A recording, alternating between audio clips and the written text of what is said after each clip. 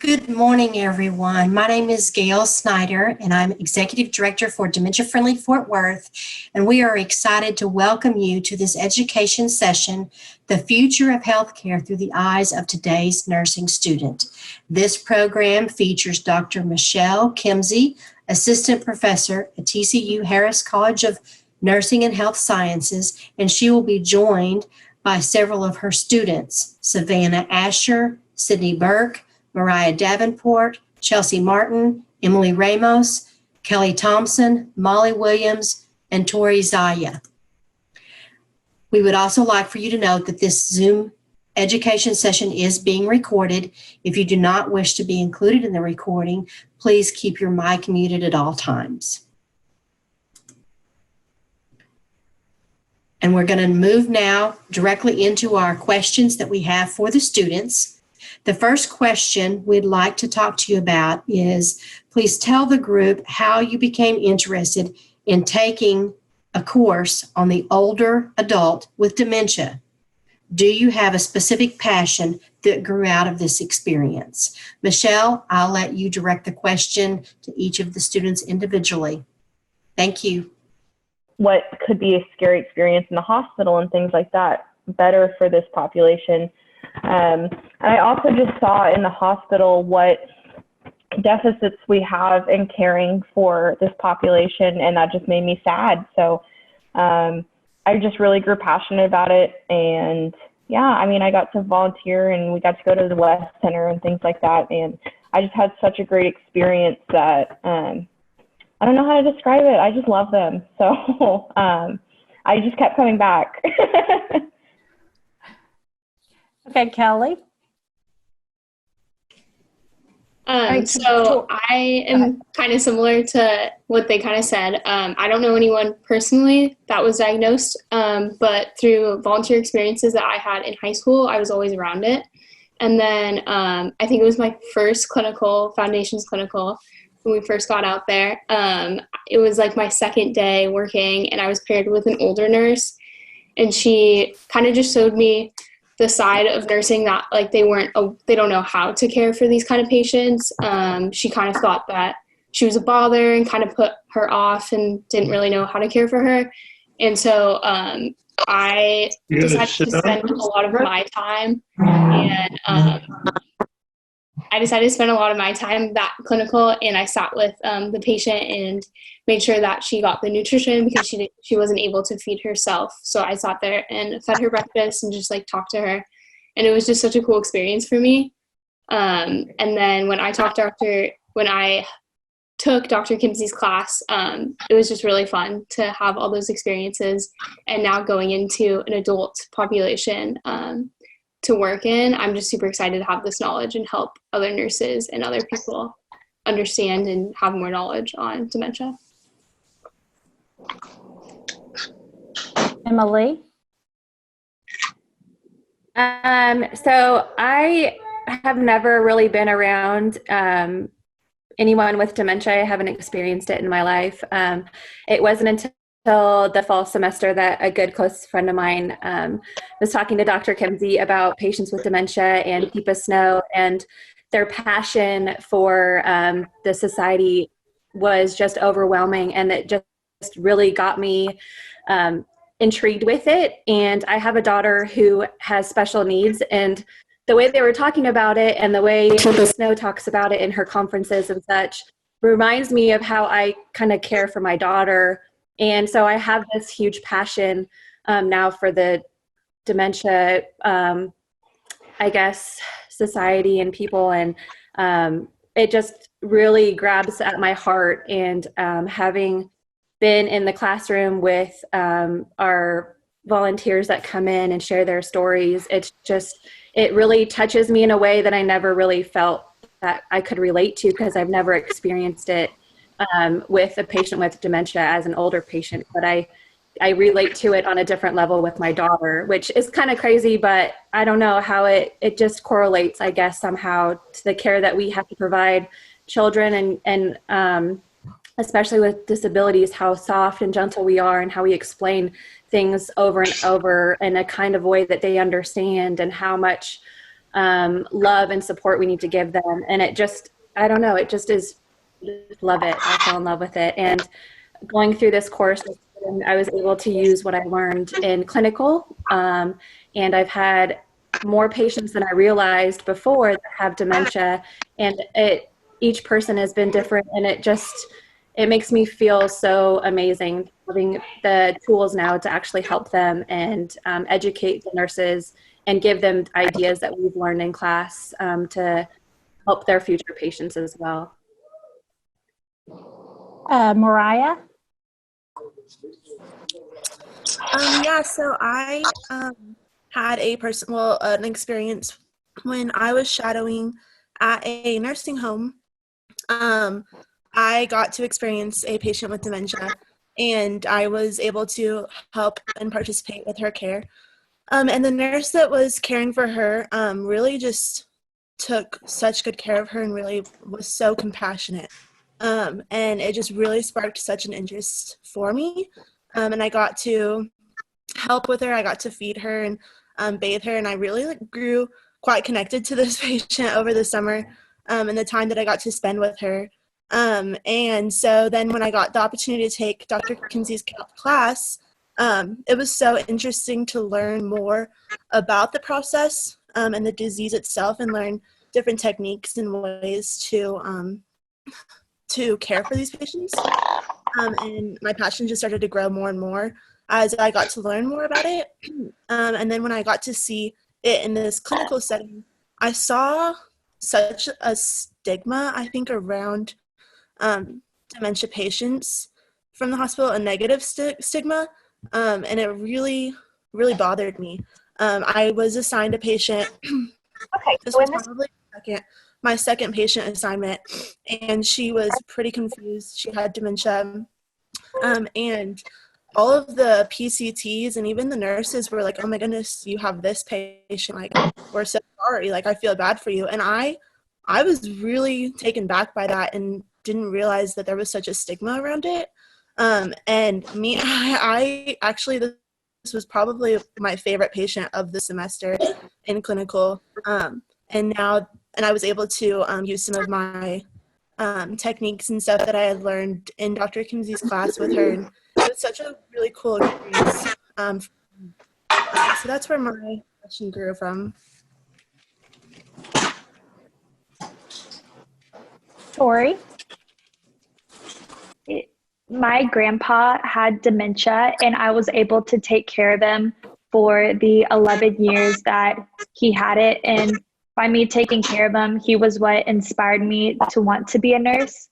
And I agree with others. At TCU, we don't get a large focus throughout our education on dementia care, which is why I decided to take Dr. Kimsey's course to have the proper knowledge on how to take care of these patients in a way that makes them feel safe and comfortable.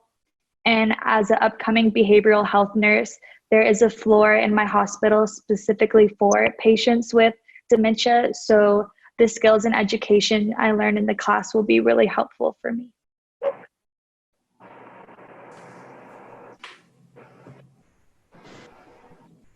Gail? So some of you have already touched on this just a little bit, but we'd like to know what dementia training has been included in the nursing program that you've completed up to this point.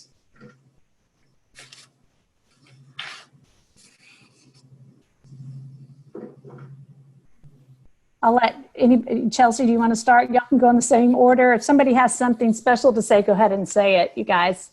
Sure. So Dr. Kimsey, I think you visit 2 classes. Foundations is the first.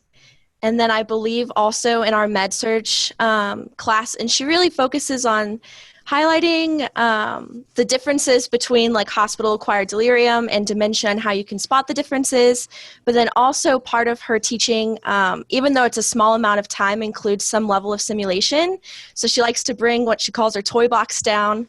And we use some of the virtual dementia tour equipment to simulate for a couple of students to show for the class what it might be like to live with dementia and try to follow instructions in terms of like visual and auditory difficulties, in terms of she has these like gloves that she puts on her hands so that our dexterity isn't great. And so that's kind of like the introduction. And then if a student chooses, we have the option to take Dr. Kimsey's elective, which goes into a little more detail about the different types of dementia, and then actually rehearsing with other students skills that we can specifically cater to patients with dementia. And through that class, when I was in it, we actually had the opportunity to go to the simulation lab to use a simulation that had been developed by another program. And I'm hoping that's something that we'll be able to revise and kind of continue to incorporate in the future, because simulation is such a big part of our experience as nursing students. And I think that if we can kind of nail it in terms of creating a realistic scenario with a person living with dementia and also their caregiver, that it could be really beneficial. And hopefully I would like to see them kind of incorporate that into our sim program so that people who don't choose to take the elective would also have that experience. But currently it's, to my understanding, and other students correct me if I'm wrong, kind of those 2 guest lectures by Dr. Kimsey that everybody gets, and then choosing to participate in the elective after that.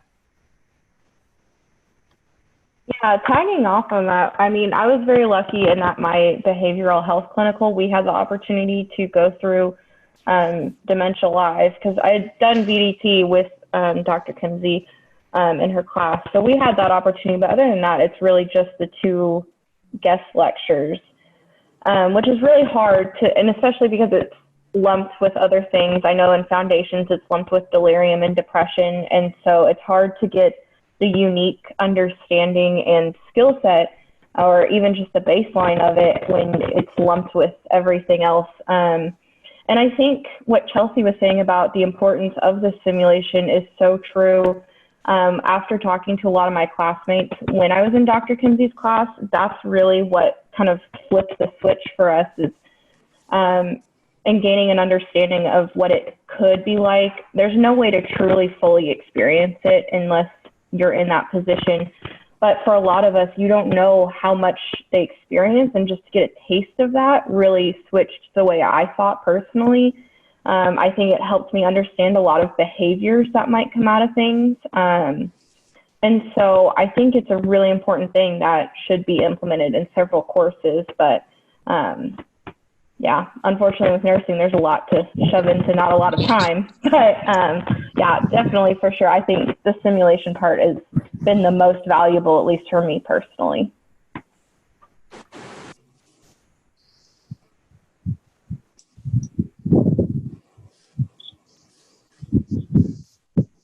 I think they really hit on all of the things that we do at TCU. There's not much else that I've been exposed to, but I think if you take like Dr. Kimsey's elective, it definitely is a smaller group of students, but that's really where you get all of the education. And then you also get the experience by going and seeing different things and having people come talk to us in class, which I think is super beneficial. I will say too, though, it sounds like we're bashing TCU, but to my understanding, TCU has a lot more dementia-focused education than most other nursing programs have. So while we're definitely like, we would like to see more, we want to see more, I would just caution you guys to keep in mind that TCU, and Dr. Kimsey specifically, has brought a lot of value and a lot of focus to this topic, to our program, which I'm excited that I was exposed to, but I don't think it should be something that makes TCU unique. I think it's something that all nursing programs should be doing.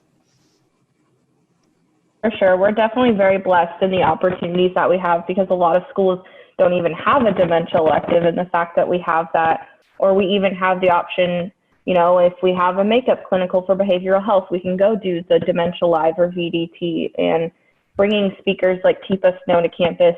So we're very blessed in that aspect, in that a lot of schools do not have those opportunities. And what Chelsea said, this needs to be a widespread thing, not just a TCU thing.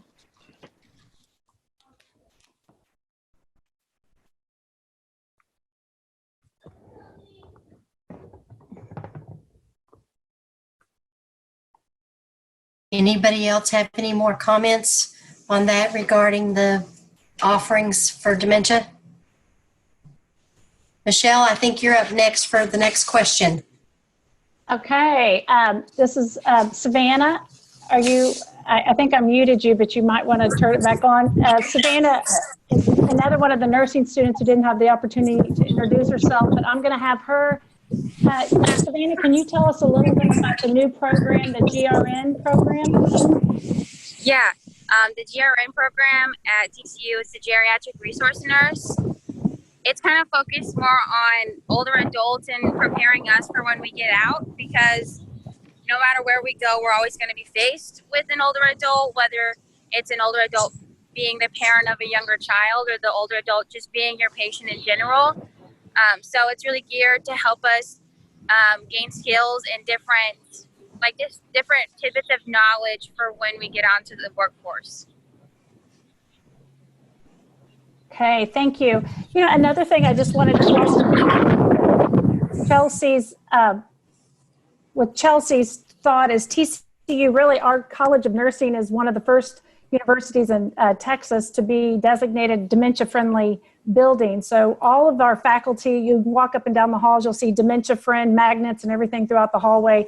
So TCU is extremely supportive, and our goal is to get the whole university and the whole campus dementia-friendly. But currently our faculty and staff all have gone through the dementia-friend session. So thank you for bringing that up, girls. Okay, Sydney, Kelly, and Tori, tell us more about the new student organization that's on campus. Oh boy. So we have started Students for a Dementia-Friendly TCU. We just got acceptance to start our organization earlier this semester. Unfortunately, we, like many others, are facing the whole COVID crisis and dealing with that. But I'm going to try not to talk too much because I want Tori and Kelly to talk too, but kind of how we got our start is at least the three of us were in the same, in Dr. Kimsey's class at the same time. And unfortunately, we were like, well, there's no advanced class of this because I would take it. But we wanted to get together and have an organization. There's an organization for pretty much everything on campus: cancer, pediatric things, autism, things like that, which are all wonderful causes, but why is there not one for dementia? So we took it upon ourselves to start it. And I think our purpose statement sums it up best. The purpose of this organization is to raise awareness of dementia and its impact on the individual, family, and community, as well as foster students who strive and advocate for proper care, treatment, and respect of those living with dementia. So overall, that's our main goal. Right now, we have 39 members. We are open to staff and faculty members, which is unique about our organization, and they can actually sponsor a student's membership once we get due set up. And then we have grad students if they're interested, people of all levels, all majors, and it's a wonderful thing. But yeah, in the sake of me not talking too much, I'm going to let Kelly and Tori chip in. I really like that we started this organization because TCU students and faculty, just to be able to learn more about the dementia care and what's happening in the world today, and also help others find volunteer programs if they want to work alongside those with dementia, and to overall just raise awareness on our campus to see what we can do to help with dementia care. Yeah, I think it's a very unique organization that we started to create. And I think for me and Tori and our other exec member, Hannah, who couldn't be here today, it's sad for us that we couldn't start this early in our process, but we're glad that we were able to be the front runners to get it up and running. And I think it's just really unique, especially for TCU students, to be part of this and be able to kind of learn more if they don't take a class because they don't have time for their schedule. It could be something that we give education to students, and then they're able to use that for their clinical practice and for when they graduate and become a nurse. And then I think it's just really unique how we work with community members, because I think it's just a very cool aspect, and it kind of builds on our education as well if we have their input on everything and if we learn from them, which I think is very important. Yeah, so kind of what Kelly is talking about, and our exec board is extremely unique in that we have community members as a part of our exec board. So right now we have one person who lives with dementia and his daughter, who's one of his caretakers. And the purpose of this is it's not just us saying, this is what we think is best and this is what we're going to do. It's really utilizing their input and having them help guide the way we do things. We are hoping to add more members to this because not every experience with dementia is the same and it's so unique, and the more input we can get, the better. So we're hoping to expand that. And then one more thing I wanted to mention about the organization is we have a national affiliation with the Youth Movement Against Alzheimer's, or WIMA. We were actually the first Texas chapter, which is really exciting. Yay, Texas. And so it's really exciting because the benefits of affiliating with a national chapter or national thing like WIMA is that we have so many more resources. It's a great organization that was started by college students for college students, and now it's just expanded. These kind of opportunities include, right now they're running a program where we can have virtual dinners with an elderly adult who is quarantined, so they don't have to have dinner alone. So we'll just tell them when we're having dinner and we log on and they can have dinner with us. And so we're really trying to take advantage of these opportunities. I also had the experience of going to Washington, D.C. in October with them to talk to Congress members about why this issue is so important and changes that need to be made. So there's a lot of opportunities. I'm hoping next year we have the opportunity to get more people involved in that and have more people go to D.C. and partake in these experiences and really form advocates out of our members. So yeah, that's a little bit about what we do.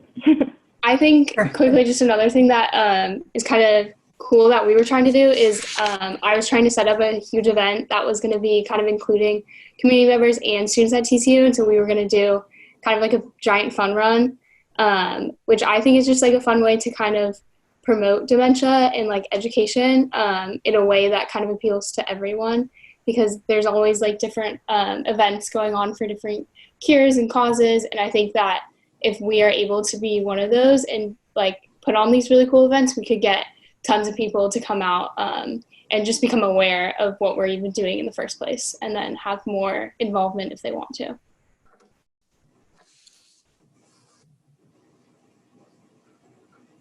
Any other comments on that? So our next question is, and I know some of you have talked about this already, but what opportunities have you had to interact with persons with dementia outside of the hospital setting? So part of the dementia elective with Dr. Kimsey is that we spend ideally about 6 hours, I think. How many was it, Dr. Kimsey? 6? Okay. Over the semester at the James L. West Center with their day program. And so for me, outside of a rare encounter in the hospital, that was the first time that I had really been like immersed in a group of people with dementia. And so it was a really cool experience because typically with the clinical setting in nursing school, you go in and you're focused on doing vitals and doing assessments and giving medications and stuff like that. But with us being at the day center at James L. West, it was more about building relationships and learning how to communicate and how to lead activities and really just foster like a sense of community with the people in the day center. And so that was huge for me in terms of learning the little quirks about like, how do you explain something if they're not catching a word that you're talking about? Or how can you learn to continue a conversation when maybe they have aphasia and they're not responding to your question in a way that you expect? So it gave me an opportunity to practice a lot of those interpersonal relationship skills in a way that I haven't had the chance to do before. And that was super cool. I think it also just kind of gives you the human aspect of it. Instead of in the hospital, a lot of it's just so clinical. We see people, and it's not necessarily intentionally, but we see people kind of as a diagnosis. So it was really just the opportunity to sit and like be humans together and do fun stuff and eat Jell-O and pudding and whatnot and do crafts. And I loved it so much. I kind of forced my way back in during the summer to come volunteer for a little bit because I loved it so much. And on top of that, I mean, in my own personal experience, I am also an EMT, so seeing how differently people with dementia can be treated when it comes to EMS and things like that, it took me educating some of my preceptors in that, what you're doing is not going to work. And, right now that's not the pressing matter. And as you can imagine, there's a lot going on with an ambulance. There's lights, there's sirens, it's cold, there's so much going on. So I was very fortunate that I had taken Dr. Kimsey's class first, so I had this knowledge and was able to apply it and say, maybe we could dim the lights, or, if it's not absolutely urgent, maybe we could turn the sirens off and not stimulate them as much.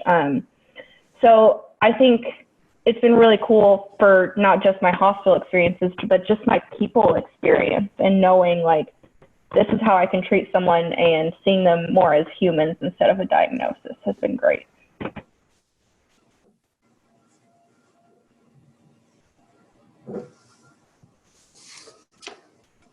Anyone else? Can anybody speak to the research side of dementia that over at TCU, what we're doing? Has anybody been a part of the dementia research?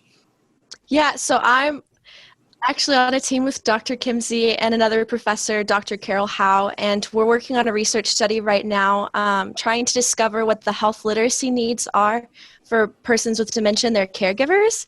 And so at the beginning of the school year, so last fall, Dr. Kimsey and Dr. Howe organized focus groups and led discussions with persons with dementia, as well as focus groups with caregivers, just asking them, like, when you were diagnosed, like, what information do you wish you would have gotten? Or what information did you get? And kind of discovering, like, through the process of developing health literacy, how the information was able to impact their life and their understanding of their diagnosis, and kind of the way that they move forward as their disease process progresses.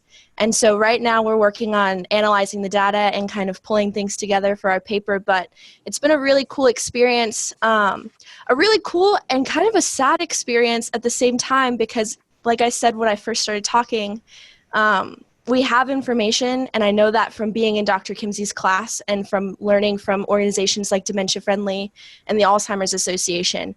I know that we have resources, but these resources don't seem to be being pushed out as aggressively and as, I guess, like at the first moment of diagnosis, like handing someone resources and saying, you're not alone in this, we don't expect you to be alone in this, and there's information and resources for you.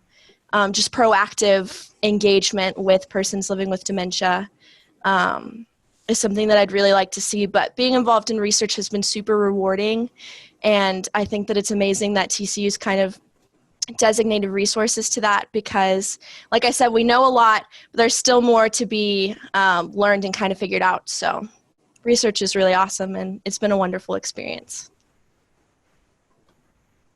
Thank you, Chelsea. Chelsea's a great teammate in this program for sure. Can some of y'all speak to how having this enhanced dementia knowledge has helped you moving forward?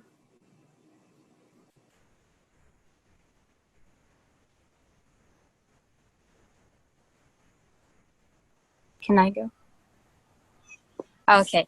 I think having this advanced class in my own personal repertoire of tools and skills that I've developed, I learned like the hand over hand kind of method, and like whenever you're speaking to people with dementia, to give them 20 seconds to respond, even though it may be uncomfortable. And just small little tidbits of that have really helped me in the clinical setting, because like my GRN part of this, we're supposed to aim to only work with people over the age of 65. And I've personally come encounter with at least 3 people in the hospital with dementia. So those little skills have helped me treat them better and kind of advocate for better things for them. Yeah. I think to kind of piggyback off of that with the skills, a lot of the skills, like she said, hand over hand, it's nothing that greatly changes your practice. It's just a small little tweak. And it's something that's so easy to teach other people. And so what I think is cool is that I'm one person who took the class, but since I've taken it, I have friends that work as patient care techs in the hospital. And I go to them and I say, hey, Erin, have you ever heard of this technique? And I can kind of spread the information with other people who then go back to their units and say, hey, I tried this technique with a patient and it totally changed my interaction with them. Let me show you how to do it. And so I think it's really the tactical, very small, simple skills that kind of go against our logic, which is why it's not innate and we don't do them automatically. But once you learn them, it takes 2 seconds to teach somebody else who can then teach other people and use it with their patients. And so I think just kind of the ripple effect of all of us learning, even though it's not everyone in our program necessarily, it's all skills that we can take to our hospitals and to our units and share with our friends. And that's been like a huge impact that I've seen.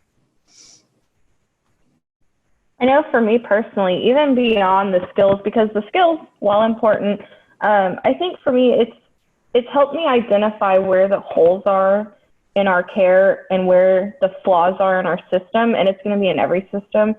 And it's kind of helped me recognize that I can be a catalyst of change. Like Chelsea said, even just teaching 1 or 2 people this technique and how that can impact their experience. I think with all of us in this situation, I think a lot of us can be a catalyst of change, and sometimes you just need to be able to have the knowledge and be like, oh, I know how to fix that problem, or I know how to do this. So I think for a lot of us, it's really brought that recognition on that we can be part of a bigger change and the change that needs to happen in the healthcare system.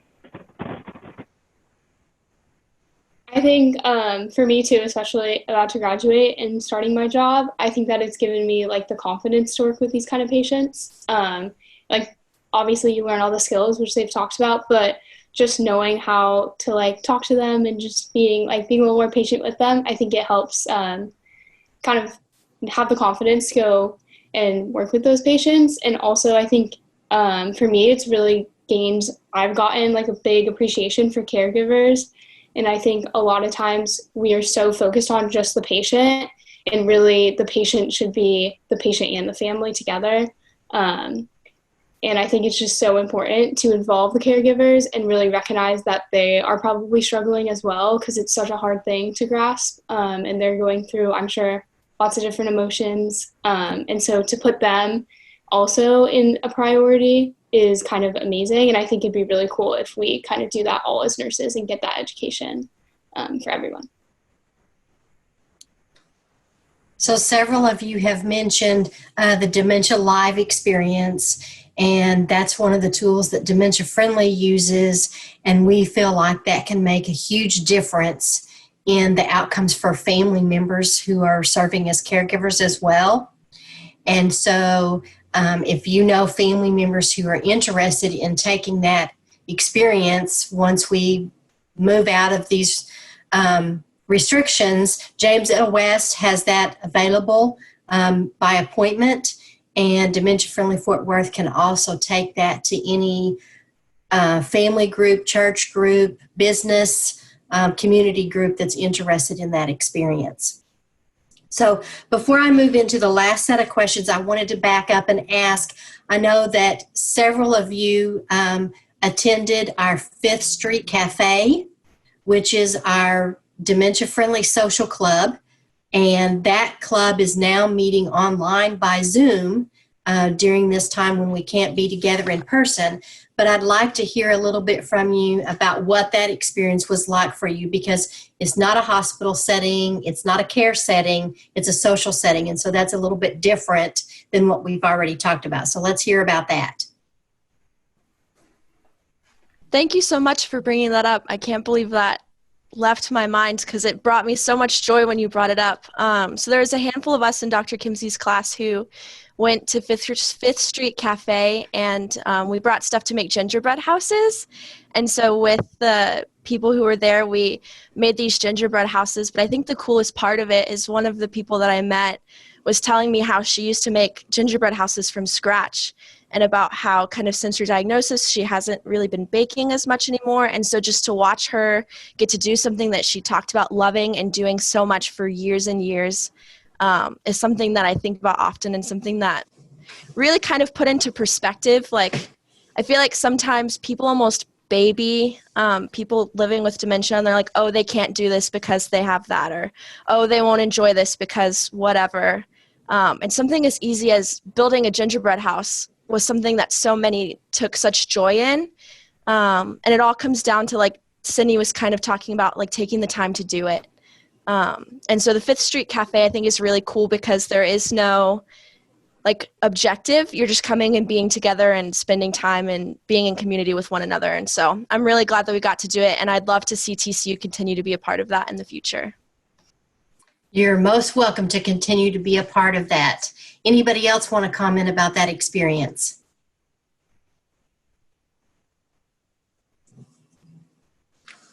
Nobody else? Okay, so I'll go into our last set of questions. What opportunities have you had to observe or participate in the care of persons living with dementia in the hospital setting? And I know there's been a few comments about that, but if you've got any new information to add to that, feel free to speak up.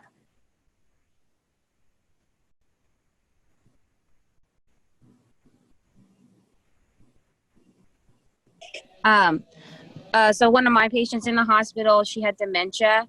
She was also at a really high risk for aspiration.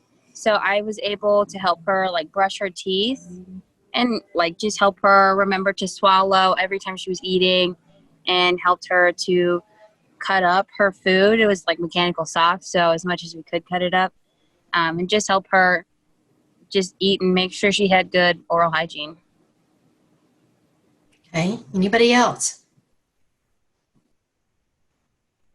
I had a patient that kind of struck me, and he still is in memory every day. When he came into the hospital, he had broken his hip, had fractured his hip, and he didn't remember doing it or falling, and his wife wasn't able to come and visit. And every time he would call the call light, I would come in and I would have a fresh face and reintroduce myself and call him by his name. And he was just so happy to see someone and to be with someone that it took me back. And I just remembered all of our training and realizing that he just wanted someone to be there with him and to give him that support and to understand how he was. So I would go in and reorient him to where he was and what had happened. And he was good. He was, happy and excited, and he wasn't in any pain. And then I would leave. And then a few minutes later, he would go and call the call light again and be upset. And I would go again with a happy face and a really nice, out appearance. And he was so happy to see someone that we would keep doing this over and over again. But it just felt amazing to see his happy smile every time someone would walk in the room to be there with him. That was older that he enjoyed, and it was just made me feel so warm just being able to provide him that comfort for that time that I was there. But I never lost sight of how my appearance, how he understands it. So however I entered the room and however I was with him is how he absorbed. And so I don't know, I think that training was really valuable for me. And just to remember that having that outward appearance and all of those nonverbal communication devices are very important when working with patients like this, because they feed off of what they see through us. And he will always be one that I will always remember just for his smile and his just love. It was amazing.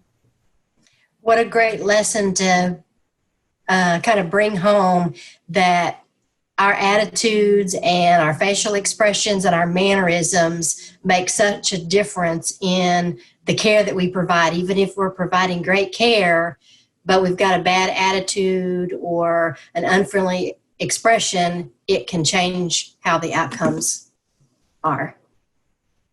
Any other comments on that question?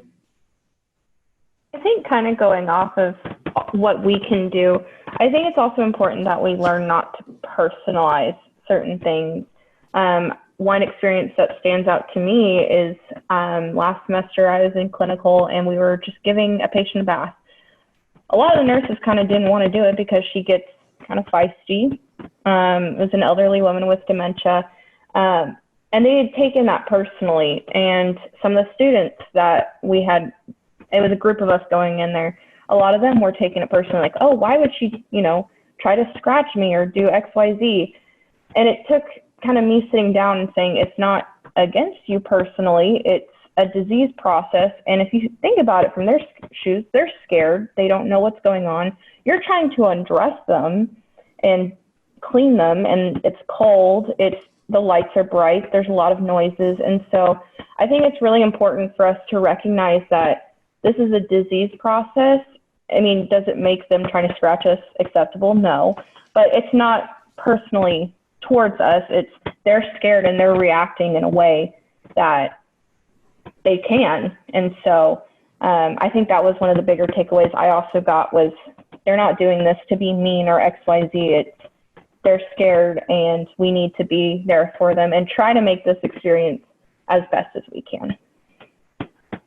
And taking a look at it try to see it from their perspective can change the outcomes. And that's why we also love the hand under hand assistance. That's one of TIPA SNO's programs, because when we use the hand under hand skills, it allows that person to feel like they're participating in whatever the task is, which totally changes their perceptions about what's happening. And so if any of you who've joined us on the call would like more information about that, we'd love to talk with you further about that and see if we can't get you into a class to learn about that.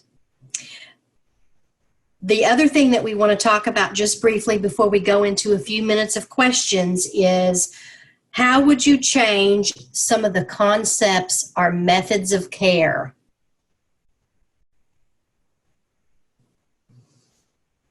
Don't everybody jump at once. I mean, for me, it's kind of like what I said earlier, is that nurses don't mean to rush through, and they don't mean to cause distress for someone with dementia in the hospital. But without the education and just kind of the reminder of, here's the message that you're sending when you do this, or here's how this person interprets that when you're doing it this way. I feel like just the concept, TIPA SNO talked about this when she came to TCU, of like thinking about how I would do something to me is not a way to decide how you should do something to someone living with dementia. Like how I put on a jacket for myself is not necessarily the best way to try to put a jacket onto a person with dementia. I mean, simply because putting something onto someone else is totally different than putting it on myself. But then especially when you can't necessarily bridge that gap by communicating with them with your words, really changing your approach to those small things to try to minimize the distress that it could cause is so huge. And it, like I said, it's not intuitive. It can be a little wacky when you learn it for the first time, but just really trying to spread those skills and spread the understanding of, I know this is a little bit different, but altering what you do normally with the patient just in the small way makes such a huge difference. And so that would be the change that I would want to see. And I know I've harped on skills a lot just because in terms of the hospital and what I think is realistic in terms of implementing, like I'd love to say, let's sit down and talk about dementia for a whole bunch of times so that you can understand it as a whole. But if bare minimum, all we give them is the skills to be able to say, there's a dementia diagnosis on their chart, I should alter my care in this way, I think would make such a huge difference for the person living with dementia and their hospital experience. Great. Anybody else?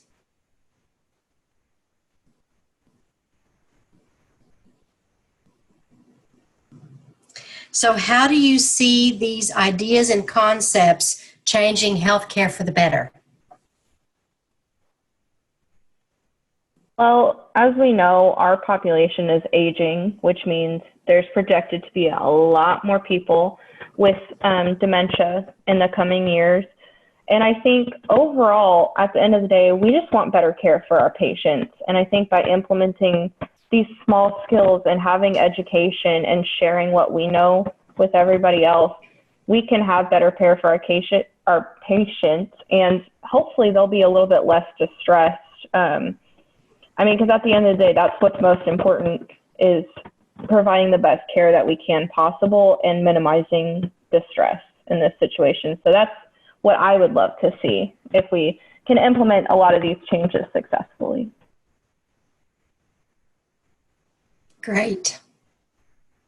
Thank you all for your input and for sharing with us some of what you've learned over the course of your studies. And now I'd like to open it up. So I'm going to unmute everyone so that we can have some questions from our participants. So if anyone has a question, now's your opportunity.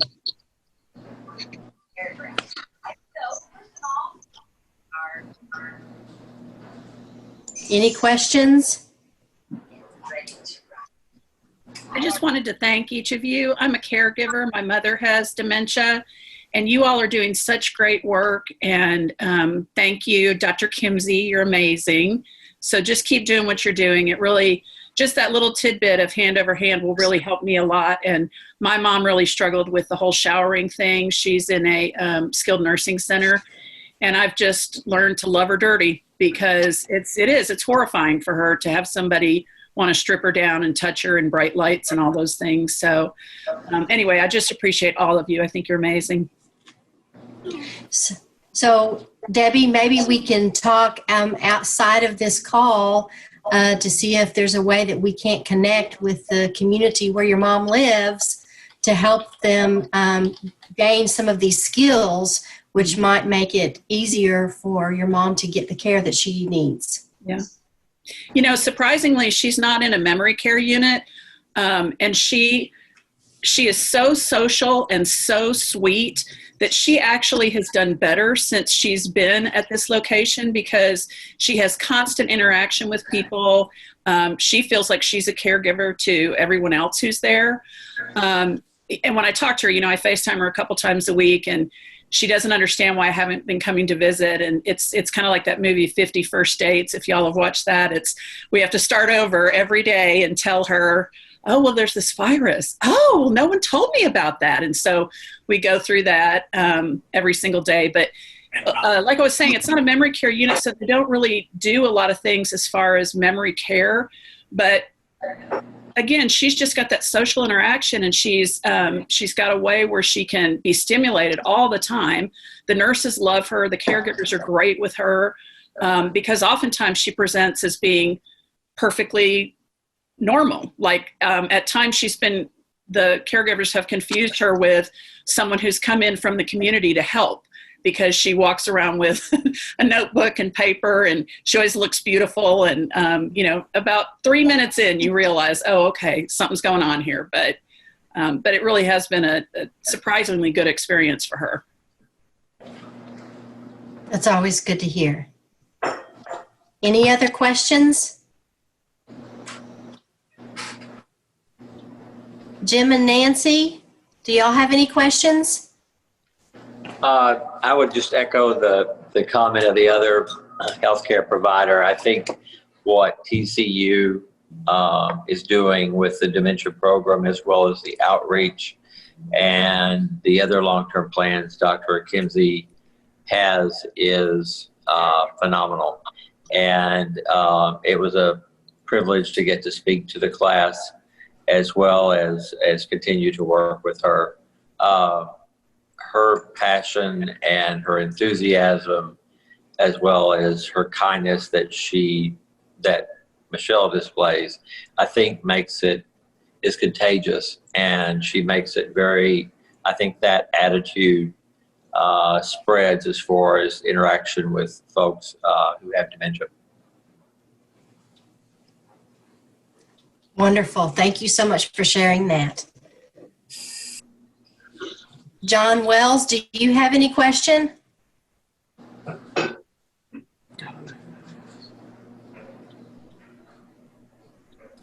Holly, would you like to make any comments, since you've worked with some of these wonderful students at James L. West? Well, it is always so good to hear back and recognizing so many of your faces also.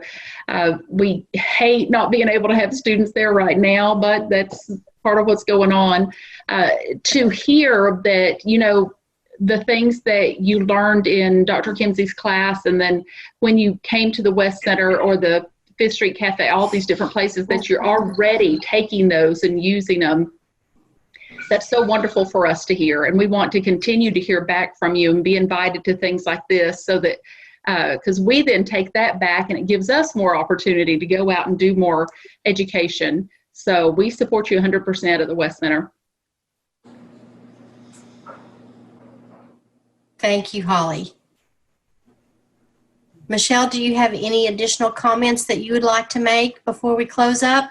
Well, you know, I probably do. So I really just wanted to thank not just everybody who is participating in this Zoom, but I really want to thank my students who have taken the time out of their day. And I have to tell you, they have taken this, yeah, I have a passion for people with dementia, but they have taken this passion themselves and they've run with it. I mean, they've started the student organizations. They've wanted to be in the research. They want to keep going. They want to be a part of everything. And when I put out an email to ask who wanted to be on a panel, I mean, it was just instantaneously. So I appreciate them. There's 3 that are seniors, Chelsea, Tori, and Kelly, and just they're phenomenal. And I just can't wait to, when I send them out, I think all of us at TCU are so proud of them, and hope the very best for these guys. Thank you so much. It's been a delight for all of you to be with us. And if you have any interest in our other events, as I mentioned earlier, we have our Fifth Street Cafe that meets by Zoom every Wednesday from 11 to 12:30. And today we actually launched a 30-minute activities program that meets Monday through Friday from 10:30 to 11 o'clock. And we have guest presenters who will be presenting various activities each day of the week. So today we did a movement program called Ageless Grace, and it will soon be available where you can use it as a recorded event. And tomorrow we have Mary Poole, who is the Director of Dementia Care at Christian Care Services, and she will be doing a session on music therapy. So I hope you'll join us. If you connected to this call through the MailChimp that I sent out, the link for that activities program is in that same MailChimp. So thank you all so much for being with us today. Stay safe, stay healthy, and I'm so sorry that we weren't able to do this as a live presentation, but it's been a lot of fun to meet you all through computer Zoom and see a little bit about your surroundings. So take care, and thanks again for being with us. Have a great rest of your day. Well done. Bye. Thank you. Thank you. Bye-bye.